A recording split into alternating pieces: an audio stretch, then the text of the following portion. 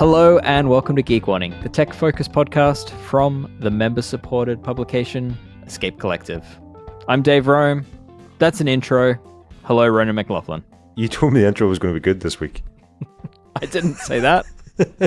You did just now. You're like, oh, I have a good intro this week. No, I don't think I used the word good. I said, I think I have an intro. Oh, right. Have Yeah. an intro. Yeah. That one just didn't quite flow. So anyway, we'll keep trying. But anyway, welcome to Geek Warning. And Ronan, good to see you. Good to see you too, Dave. Wonderful. Well, yeah, this week we've got a usual list of suspects. We've got something on our mind. We've got a PSA. We've got a few bits of news as well to talk about. And at the end, members of Escape Collective, for those that stay tuned and are on our member feed, they'll hear Ask a Wrench with Zach Edwards of the Boulder Gruppetto. But Ronan, how's the cycling going? Mountain biking's going great. Loving the mountains and biking over them. It's loads of fun. No, I have been heading up the trails. How do you're gonna have to teach me some mountain bike speak? Yep. Were you shredding? I was mountain biking. Great.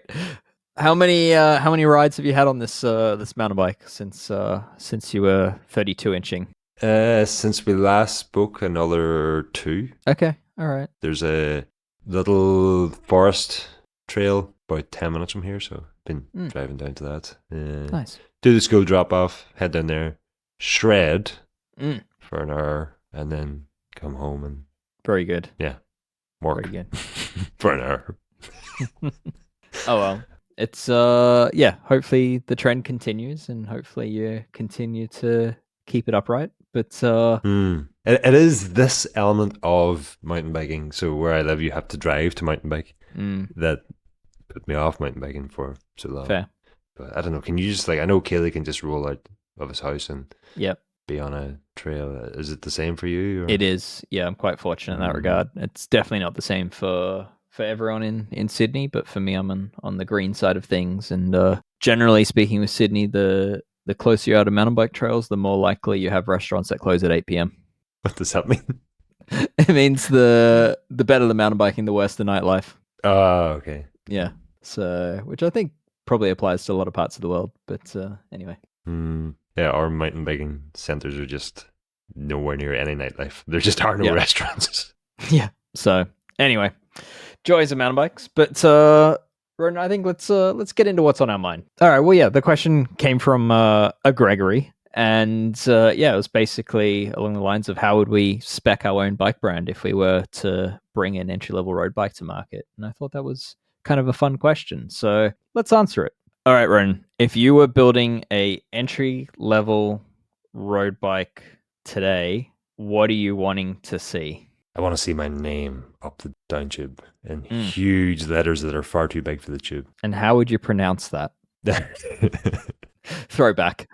No, joking aside, I've had a bit of a think about this. I'm going to give you the ideal, and then you give me why it's impossible. Why we don't currently have it, I guess, is probably how this is going to go. Maybe. Because I think, the reason I say that is because I think what I'm about to say is you're going to disagree with entirely. So here goes. I think we should have, starting with the frame, what we effectively need here is a specialized LA Sprint, but at a price of the entire bike is less than what the Sprint currently is for the frame alone.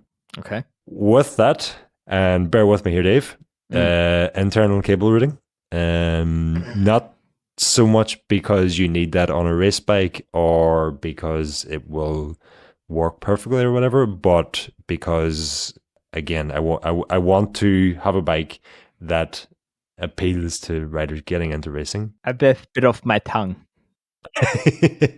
And I think a big part of that is just the option to upgrade over time. And so if you start off with a bike that has external routing, you're always going to be looking at the higher end of the market and going, I wish I had that, and I want to bring that to this price point. And so rightly or wrongly, I would do internal cable routing. And you'll probably remind me of that every time I complain about it on the podcast in future.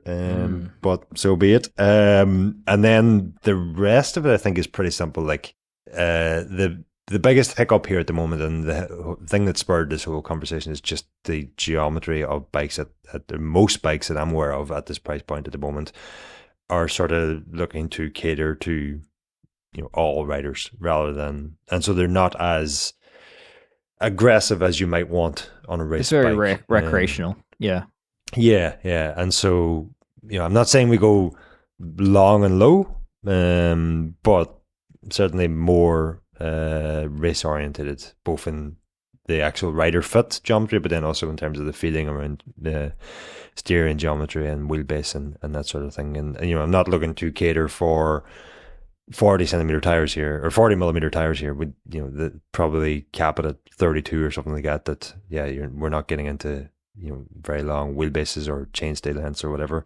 And then the other stuff is even simpler again. Spec it with the kind of stuff that racing cyclists are going to look for. So narrow bars, probably on average longer stems, inline seat posts, tires that you can race on without being at a significant penalty. I don't think we're going to be able to afford GP5000s or Vittoria Corsas or whatever, top of the range tires are out there. But next rung down, could we get them onto a bike at this level rather than the most basic of tires? Rather than a training tire with a wire bead. Yeah. Just something that is raceable. What about gearing? And that's, I think that is maybe one area where we could penny pinch a little, because first of all, I acknowledge that what I'm proposing here is probably impossible, but a big part of what I'm thinking is that the frame is the platform that you build everything else around, and everything else around it can be upgraded or tweaked over time. As the person buying at this price point, maybe next year they can afford to upgrade the drivetrain or something else about the bike, and that's why I think internal cable routing is an important part, because it is a standard feature on race bikes these days. And okay, if you put a Claris group set or something on this, it's probably not going to work all that well. But if next year that person can upgrade to rival axis, then they've doubled the price of the bike. Then they have at that point, yes. But I mean, better to double the price of the bike with an upgrade than to have to buy mechanical an entirely new bike through a headset. Than to have to buy a new bike was what I was going to say. Okay. I think it's worth noting that like what has led to this whole conversation is like what we had discussed in a podcast a few weeks back, where we're basically saying like the entry level road bike market is missing the old days of like the old US Postal Treks or the old like Cannondale Seikos at an entry level price point, where people could watch the bike on the TV and then walk into a bike shop and see one that has like the same paint as what their heroes just rode, but at a price point that is actually affordable and is at the entry level. Whereas at the moment, we only see these team paint jobs at the very pinnacle of the sport. Like you need to spend an exorbitant amount of money in order to get the color that you see in the World Tour. So I think fundamentally, I agree with you, Ronan, and unfortunately, I agree with you that same person that is going into the shop saying, I just watched the Tour de France and I really love the colorways of whoever won that day. I love Tadej Pogacar. Yeah. Can I have his bike? And you probably can't have a Y1RS, but no. You probably can't have any Colnago. No. Wrong brand choice. But I think but like either way, like they go into the shop, they want any brand that they've seen at that level. And I agree that they will want the aesthetics of the integrated design where the cables are hidden. And I think in some ways the bike industry's done itself a disservice for getting new people and different budgets into the sport, because that tech is just silly at the entry level. Because at the entry level, you're not having wireless gearing, at least not yet. At the true entry level, you're still on things like Claris or maybe Tiagra if the budget stretches that far. That stuff's mechanical. That stuff has always worked best with the fewest number and the smoothest bends in the cable housing. And the more bends and the tighter those bends are, you put in the cable housing, the worse it gets, the more susceptible it becomes to needing adjustment, the more frequent maintenance it needs. And so, yeah, all these modern ideas of hiding those cables through beneath a headset and beneath a stem and then through a headset, it just creates a bike that's really difficult to keep running at its premium. And it's sort of beyond the scope of what those group sets were ever designed to do. So I don't know. I'm kind of in this weird frame of mind where I'm like, the best race bikes were probably 10 years ago, before disc brakes and before internal headset cable routing was a thing, where cables were external and bikes were simpler, and we could have something like an LA Sprint at a relatively affordable price in a bike with all the right things. But now, today, disc brakes are more expensive. Yeah, people demand cables to be hidden, otherwise it looks cheap.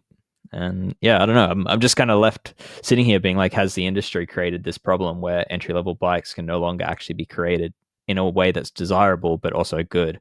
I think you raised a few important points there, Dave, but I want to go back to like the Trek Emonda ALR is probably the closest to what we're discussing at the moment. It's impossible to compare apples to apples to my first Trek 1000 because the apples we had in those days are now, I don't know, grapefruit or something. We're not comparing the same thing, and that's part of the problem that you hinted at. But that bike is probably as close as we have to the ideal that I described. Needs a couple of tweaks in terms of like stem length, handlebar width, seat post choice. Bring in some of the aero tubing from the LA, make it, for the person that's buying this bike, make it feel like an outright race bike. Just it's not carbon, it's alloy. But the biggest thing that it's missing is you can't buy it in Lidl Trek team colors. I don't know who would want red, yellow, blue, all of those. Again, wrong team. Yeah.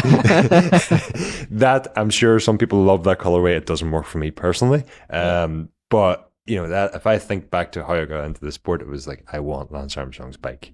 And when I bought the Trek 1000, I thought I had Lance Armstrong's bike. I knew it wasn't carbon, and I knew that Armstrong raced on something carbon. But as far as I was concerned, it was effectively the same bike. Yeah. So yeah, I think there is opportunity there, and I would agree there are bikes in the market that are coming close to what we're talking about. But yeah, I still think right now, like even these entry level bikes are still, to me, they feel like they've become a little bit too expensive. Maybe the frames are more complicated than they need to be. Maybe maybe it is as simple as that disc brakes have just made things that much more expensive. The components are definitely more expensive as a result. But whatever it is, the price still feels a little bit unattainable, and the bikes are still, you get on them and they just feel a little bit slow and a little lacking in performance. But I mean, look at the Emonda ALR again. We don't have performance tires on there. They're certainly not performance wheel set. Yeah. Change those two things. I don't want to sound like a broken record, but change the handlebar width. Yeah. And how far off are we really at that point? Perhaps it would be better to tackle this rather than from the industry side, from the consumer side. And, just a reminder that we, the person sitting on top of the bike, is somewhere around 80% of the total drag of the bike and rider system. There's so much, and perhaps this is one to actually look into, is like, how fast could you make one of these bikes? And if we're looking at grams of drag from the total system, it is minuscule what's coming from the frame versus what's coming from the rider. And so yes, we would all love to have the absolute top end bikes, and that's most often what I'm talking about, so I'm a bit of a hypocrite here. But I think my message here is, don't talk yourself out of racing because you can't afford the Trek Madone RSL, the highest premium level one. You can still race on a bike like this, and what we want to do is have those two sides meet, have the industry provide something that is raceable out of the box, and have the consumer desire a bike like that. And it's the desire part that is missing at the moment, I feel like. Yeah, for sure. I think there are bikes that as we mentioned, there's bikes that come close. They just kind of lack the desirability, or they have the desirability, but then they lack the truly affordable price point. I think like a Mm. Specialized LA Sprint is probably another one top of my mind. It's got the right geometry for a race bike. It's desirable, but for whatever reason, part of it is the branding, part of it is maybe the construction of the frame, but it just brings it to a price point that is then unattainable to the people we're talking about. So, I mean, this bike's coming close, but I think it still feels like there's this opportunity here to have a bike that could be popular, but most importantly, could actually help to spearhead a new generation of cyclists coming through that are currently sort of forced to go with a used market and all the problems that can bring. One of Gregory's questions was what price point we would target, and I don't feel like I'm qualified to answer what is possible here. Do you have any idea, like what, like if a 105 equipped, if a specialized LA Sprint frame is £1,500 here, in, the sites I'm looking at, and a Monda ALR 5 with 105 mechanical is £1,900. Could this be done for under £1,000? I think that's the game changing territory, is under £1,000. Not from what I've seen. From what I've seen, any bikes that dip below that price point tend to have pretty significant compromises, or they have a consumer direct business model that I believe is not necessarily the right answer for this category of bike. I think a bike sold through a traditional bike shop is still probably the best approach for someone looking to buy their first bike, or their first race bike. I think that is really important, and gets them involved in the community and makes those connections that they'll probably end up using with getting into racing. So I think it's pretty important that the independent bike dealer is involved. But I think around that £1,500, $1,500 is sort of getting to the upper tier of what we have in mind here. And I think looking at what Specialized and Trek and a few other brands being able to do at that level, I think that sort of seems to be the base of where like a hydraulic disc brake can be equipped with a mechanical group set. I mean, the other bike we mentioned on that episode a couple weeks ago was the Canyon Endurance All Road. Correct. Yeah. Which is under. Yeah. It's consumer direct, but is under £1,000. Yeah. And it's got Shimano cues on it. Mm-hmm. Is it cues that we're looking at, or are some of the emerging options going to help us get down to the same price point, but not being consumer direct? I think it's a hard one to answer. I don't think we're going to see the biggest brands take the risk on a group set that isn't recognizable in the market. Like I don't necessarily think if, say, Microshift all of a sudden made they make some decent drop bar stuff, but if, say, they made a nice new 2x11 drop bar road group set, I'm not convinced that the biggest brands are going to take the risk in speccing that, because it just doesn't have the same brand identity as like Shimano and SRAM that people just know to buy and know is a safe option. So I think there's a lot of nuance in this, but I don't know. Yeah, you've got L2 and you've got wheel top and that also. While they are, I don't know, I think while the electronic versions of those are very appealing, given the price point that they're at. Okay. I haven't ridden with one, so I cannot. I am currently testing a wheel top group set on my Stigmata. Better or worse than the Shimano Sora 8-speed that came on my Trek 1000 in 2002? Better. Okay, so what's the problem? I'll keep gathering my thoughts on that one. But okay, yeah. Let me just make one final plea to you, Dave. Yes. To try to secure your investment in RML cycles. Okay.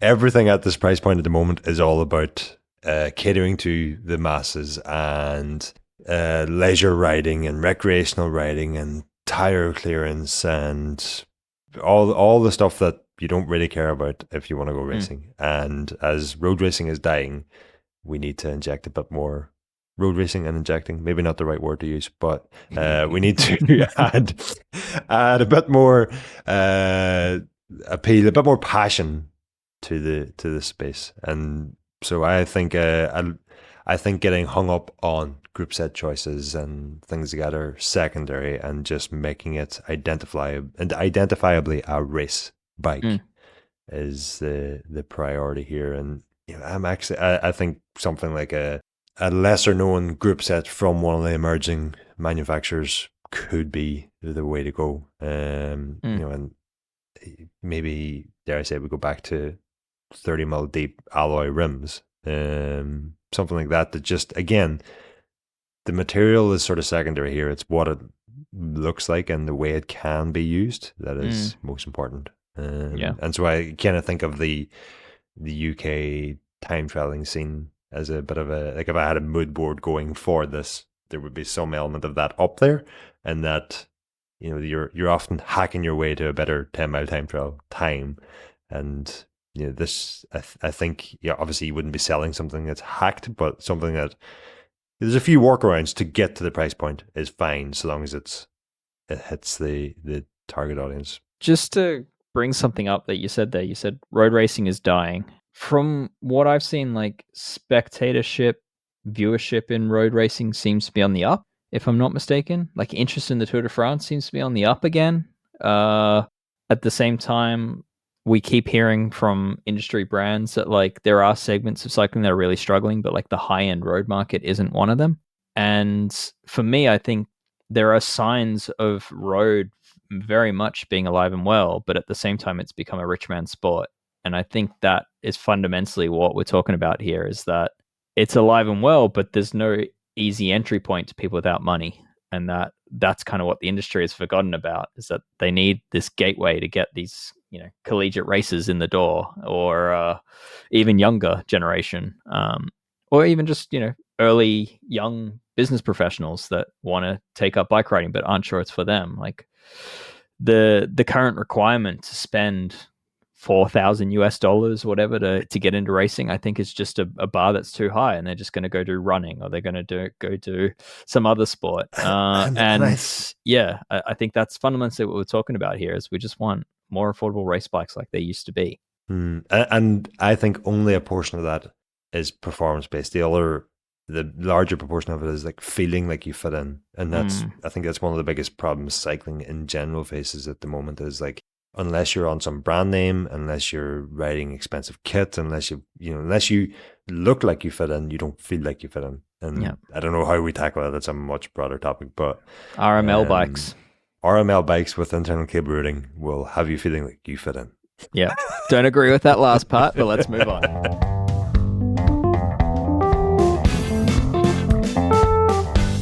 All right, Ron, it's time for our weekly PSA, and this week it's in relation to Grease, and specifically the movie. Yes, exactly. Okay.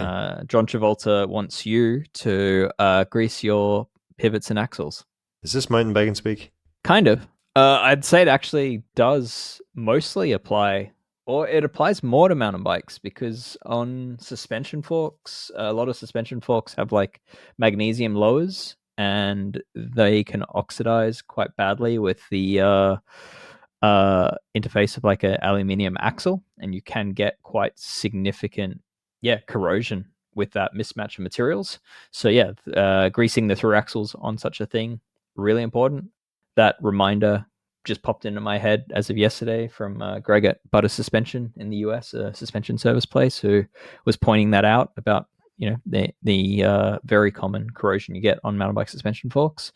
But I think it applies to every bike, which is, if you've got through axles, you should have a little bit of grease on them, just on the threads, and just a little light smear that will help ward off unwanted corrosion that might cause your through axle to get stuck in your frame or fork. Is there any concern about, or what should listeners consider about contaminating your disc brakes? Yeah, so if you were to dip the whole axle in grease and then push it through, you'll see it squish out the other end, and that could contaminate things. A light smear. I personally like to just put like a very fine amount on the thread, and you'll basically see, like, as you push that through the whole of your disc brake frame, or through the axle or the hub, you'll actually see it sort of scoop up and get pushed along the axle just a little bit, so you get like a very light bit of grease off the thread. Yeah, it really doesn't need much here. It's you're not wanting to cover the whole thing in grease, but just a little bit goes a long way.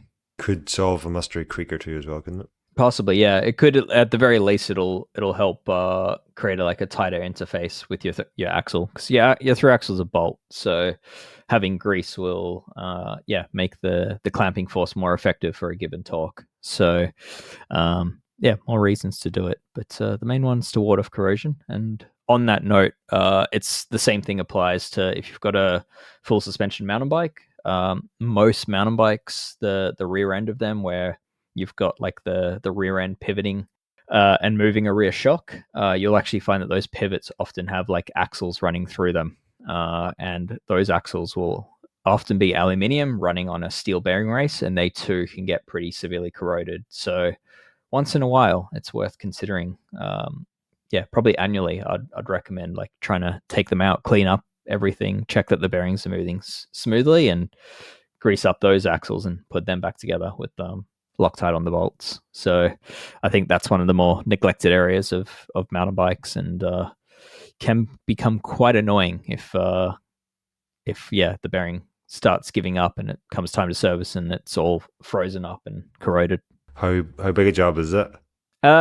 It's normally a lot of full suspension frames, like for suspension pivot bearing replacements, can be anywhere from like an hour and up, I would say. It's not uncommon. I've seen repair bills of like $300 to $500 just to rebuild the rear end of some suspension frames.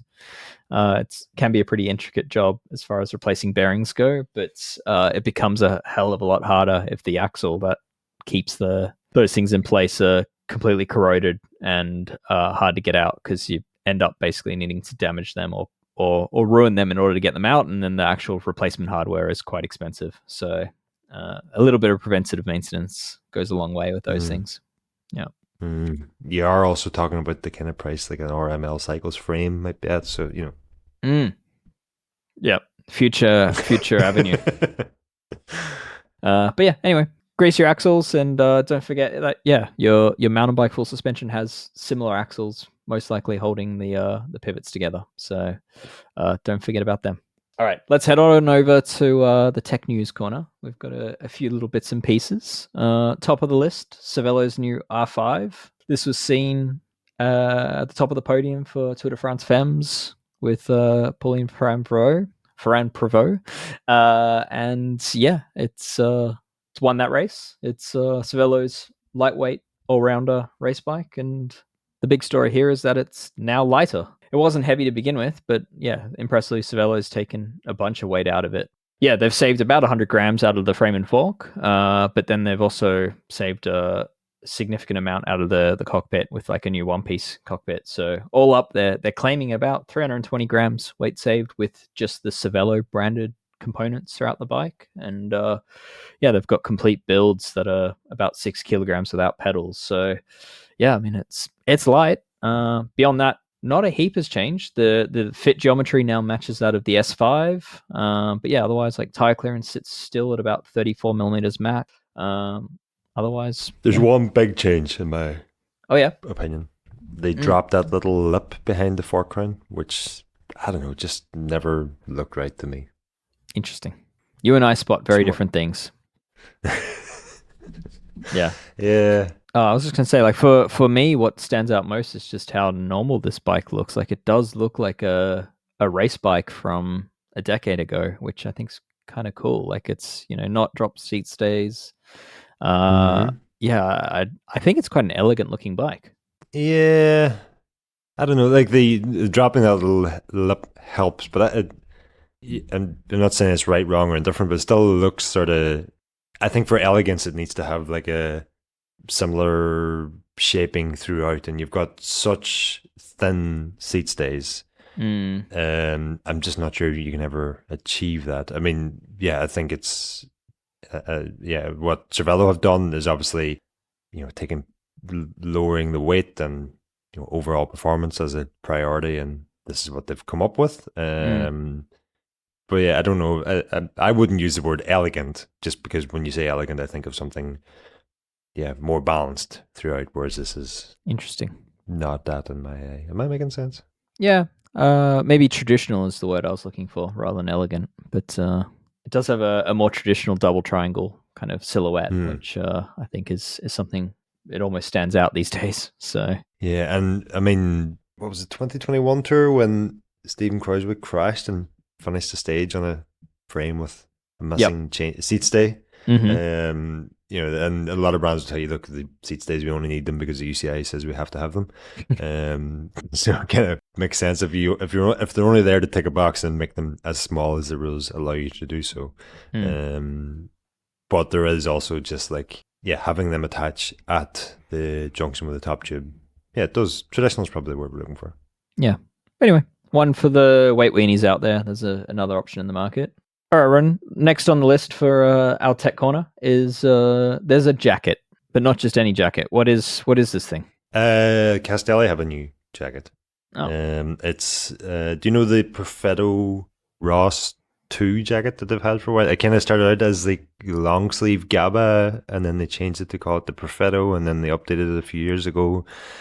And since all that happened, we've had the PFAS ban, and so that kind of left these clothing manufacturers kind of wondering, what are we going to do now? And Castelli have unveiled what they're going to do now, and they've taken a slightly different approach, and kind of told us that we've been wrong all along.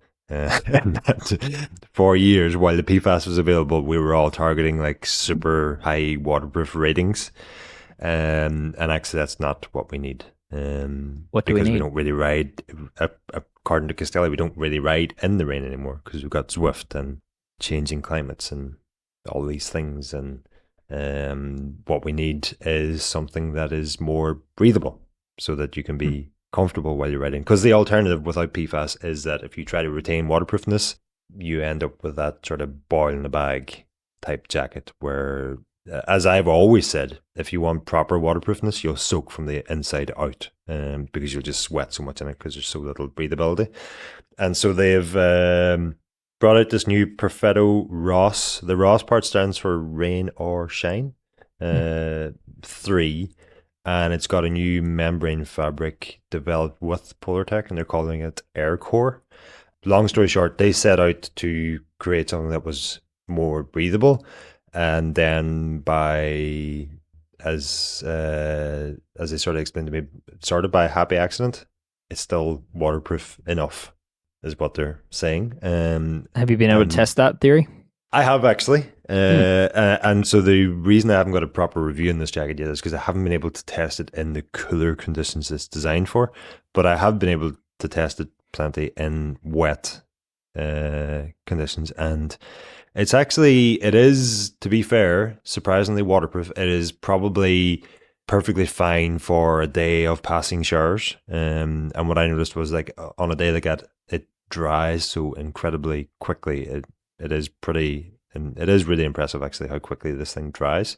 And likewise, like, you put it in the washing machine, everything that comes out of the washing machine is still wet. This thing feels practically dry when you take it out. So there's something fancy going on there. But basically what Castelli are claiming is that there's just this imperceptible amount of air permeability in this new membrane that lets their air in, but doesn't, like, kind of keeps water out. Is water repellent, should I say. Basically allowing this imperceptible amount of airflow through means that you're not getting a wind chill, but you're getting enough just to, like, take moisture buildup out and thus keep you dry. The jacket keeps the rain out, and the airflow keeps the sweat from getting you wet from the inside out. And like, in terms of actual waterproofing rating, like, the old target was something like 10,000 millimeters in a water column test. What Castelli is saying is, if we try to retain that, you lose all the breathability now that we haven't got PFAS. And so what they've landed on instead, 5,000, and they've said, like, and that's actually. And again, I can't test this, but this is what Castelli explained to me. It was like, if you actually look at what we need for cycling rather than just like marketing headline numbers, 5,000 is enough, because you're not standing out and getting hit by waves. You're in rain, which just doesn't have all that much pressure to it. And so they were saying that this 5,000 number is enough. But yeah, I mean, I've gone down a bit of a rabbit hole there. It's a new Perfetto. It's like a spring, an autumn, winter, spring I have jacket, a good for. question to put you on the spot a bit, but Hmm. in your experience having used it now, do you miss the PFAS jackets? I see. I never really had many of them, Okay. if I'm honest. So I don't like I've had to. So I've got a mate who has the previous Perfetto. He's going to lend me that to try it out, Okay, and cool. I've got another PFAS jacket to try out also. Okay. But To be what I confirmed. do notice though is, so Castelli have said this new fabric is stretchier, and that's one thing I've definitely noticed is like it's not. I don't want to say figure hugging because it's not like an aero thing, but it's definitely tighter fitting. But it's not. I often find tighter fitting jackets like that, they just get really tight around my forearms, and then that then throws off the fit of the whole arm and goes into the shoulders and just ends up uncomfortable. Whereas this is more stretchy and more comfortable Hmm. due to that. Okay. All right. Well, yeah, it sounds like you're still working on a review of that one. So, You asked, do I miss the PFAS? Like the big question mark outstanding for me is like when it is cooler and I wear a long sleeve thermal base layer beneath this, is there enough water permeability in this new jacket that the base layer gets soaked and so I end up cold anyway, or is it because at the moment it like on the rides that I've had where it's been wet, it is remarkable that you look at the jacket and you go, right, that thing is totally overwhelmed now with water. mm, It is soaked, and then like 10 minutes later you're going to go, it's dry. mm, How did that happen? And like we're talking misty, rainy days, 90+% humidity. It shouldn't be able to have. It shouldn't be dry, but it mm. is practically dry. It is impressive. But my question is, well, if I wasn't wearing a sleeveless base layer, if I was wearing an actual long sleeve base layer, would it dry as quickly? I don't Gotcha. know. That's kind of what I'm holding out to answer before I finish the Yeah. Okay. review. All right. So, got some wet bike rides ahead. Hmm. All right. Well, next on the tech news corner is one from SRAM. Actually, they've got a limited edition version of the Eagle Transmission Axis group set, and it's silver. So yeah, for anyone wanting silver electronic components that require a UDH frame, this is it. Yeah, 1987 is what they're calling it, in reference to The year I was born. anniversary. This is because I've got into mountain biking. They've just brought along a They've thing for me to buy. Correct. Yes, it is. Yep, it is your anniversary group set. So, which happens to coincide with Shram's birth as well, introduction year. So, yeah, in 1987 they introduced a group shifter, and now to celebrate it, they have a electronic mountain bike group set with no grip shift. So, um, but yeah, limited edition stuff. This, I believe, there's just 1,987 of these group sets available, which actually seems like a pretty decent size number. But this stuff looks rather cool. So yeah, like the shifter clamps and shifter pods have silver elements to them. Of course, the chain is silver. Uh, yeah, the derailleur cage is all silver polished. The crank looks like it's like the EXO aluminium crank, but more in like a silver finish. So yeah, it's kind of like dare I say, like a bit of a mismatch or like a mix up of different components from different levels of SRAM's transmission group sets into what looks like a pretty nice and fancy looking, mostly aluminium version. I like it. I It won't be buying does. it, but I will certainly look twice if I see it out on the trail. I do very much like the look of it. Mm, yeah. So more silver parts. Always more silver parts. Can't go wrong. Aaron, I think we can wrap it up there and head on over to our member only section.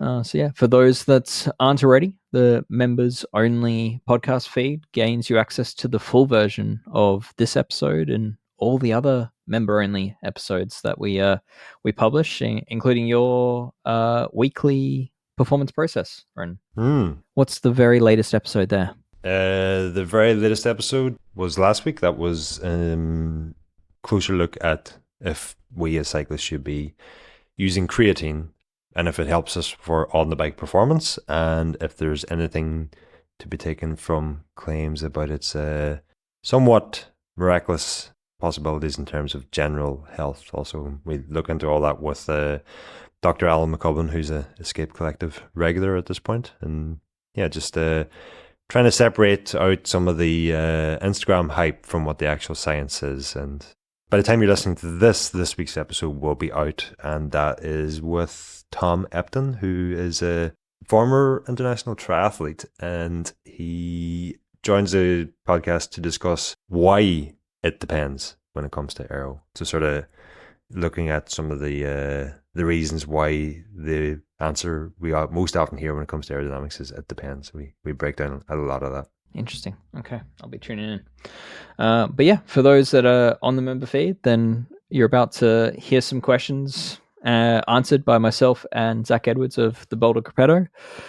We've got one question related to suspension service intervals and how often they actually need to service them, and whether the annual recommendation matters if you're not getting that much distance on your bike. We've got a question about breaking chainring bolts and what to do there. There is a question about what has become a trend at the World Cups, where we're seeing quite a number of riders running the 110 millimeter long SID SL from RockShox on frames that are based around 120 mil fork. So we sort of answer what you can expect to happen to the bike with that. And lucky last, we also have a question that kind of comes off the back of Leadville, where the questions, we're seeing all these aero optimized positions with drop bars and all that, but we're not really seeing aero wheels in these races. And why don't we see aero wheels in mountain bike events, or where ultra wide tires are being used? And Zach is someone that's done the event before and has optimized bikes for the event many times over. He sort of we go into all that and offer some thoughts there. So plenty to discuss. All right, and a little bit of news from Escape Collective is any members or subscribers to the website that frequent the website. One of the most asked feature requests we've had is for gift links, so that you can read an article you like and send it on to someone that may or may not have access to the website. And that this week has been implemented. We had to make it from scratch. The feature didn't exist on the platform we're on, so it was a long slog, but the team got there, and I think it's a pretty exciting one. So I guess with that, I'm going to request that if there is some content that you've read and you enjoy, then just consider sending it to someone else that you think might enjoy it. And I think members get 5 gift links each a month, and each link can be opened by more than 10 people. So can send them pretty far and wide. Ronan, what article are you sending a gift link for? Reddit, of course. Thank you so much. That's the only answer I wanted. Well, let's get over to the member-only section now. Thanks to Will Jones of Red Bricks Media for the editing and mixing of this episode.